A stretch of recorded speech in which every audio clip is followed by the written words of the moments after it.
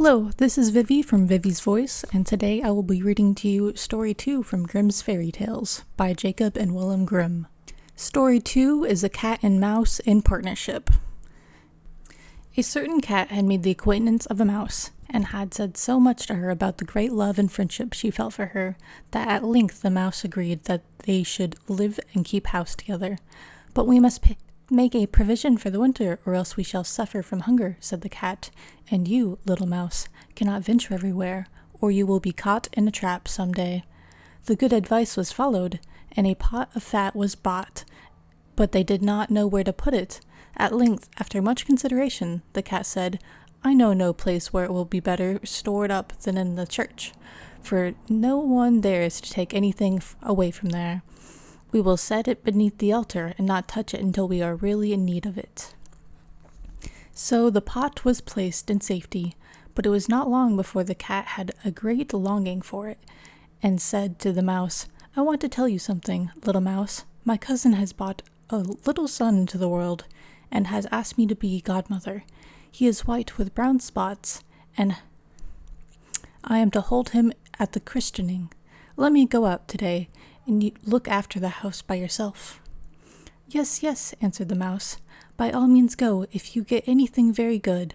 Think of me, and I shall like a drop of sweet red christening wine too." All this, however, was untrue. The cat had no cousin, and had not been asked to be godmother. She went straight to the church, stole to the pot of fat, and began to lick at it, and licked the top of the fat off.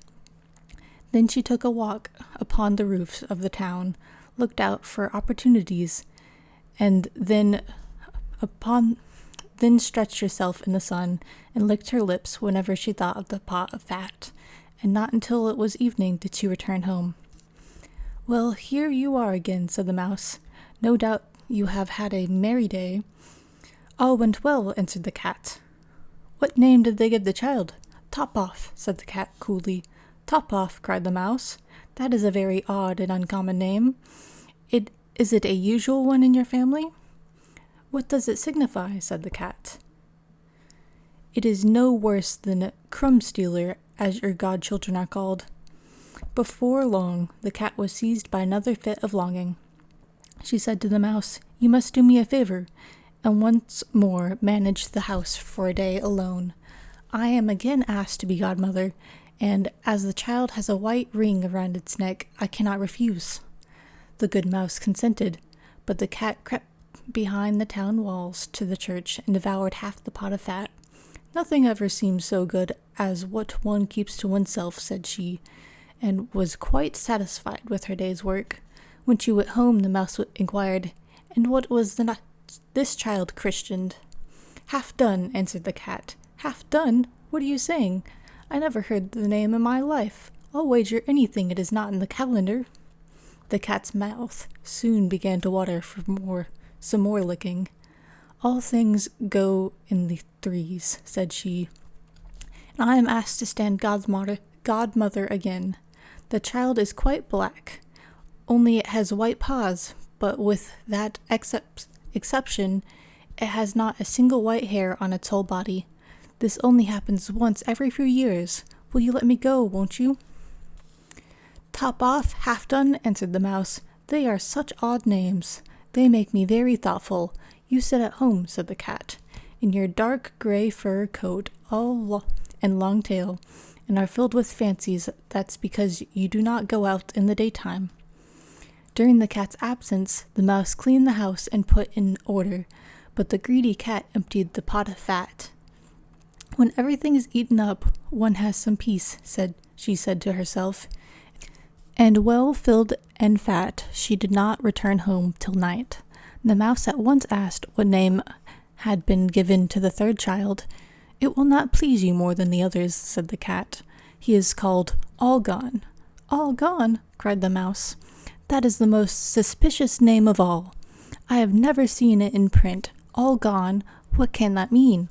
And she shook her head, curled herself up, and lay down to sleep. From this time forth, no one invited the cat to be godmother, but when the winter had come and there was no longer anything to be found outside, the mouse thought of their provisions and said, Come, cat, we will go to our pot of fat which we have stored up for ourselves. We shall enjoy that. Yes, answered the cat, you will enjoy it as much as you would enjoy sticking that dainty tongue of yours out the window.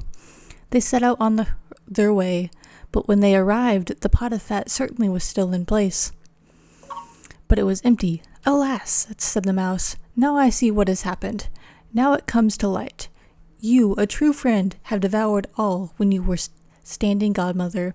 First top off, then half done, then— Will you hold your tongue? Cried the cat. One word more, and I will eat you too. All gone was already on the poor mouse's lips. Scarcely had she spoken it before the cat sprang on her, seized her, and swallowed her down.